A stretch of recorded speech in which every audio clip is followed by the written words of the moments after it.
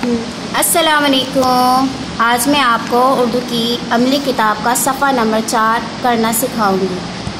सफ़ा नंबर 4,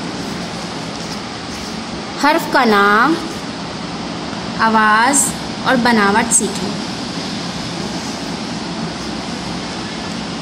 बे से बिल्ली, बे से बिल्ली। अब हम इसको लिखना सीखेंगे। नुक्ते से शुरू किया, थोड़ा थोड़ा करके रुकेंगे। नुक्ते से शुरू किया, तीर के साथ मिलाया,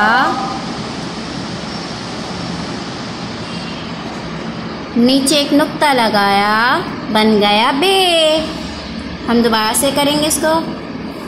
नुक्ते से शुरू किया, तीर के साथ मिलाया, नीचे एक नुक्ता लगाया, बन गया बे। बे से बिल्ली, बे से बिल्ली। बिल्ली का रंग काला होता है। हर कलर की होती है, लेकिन हम इसमें काला कलर करेंगे। इसी तरह हम पूरी बिल्ली में काला कलर कर देंगे।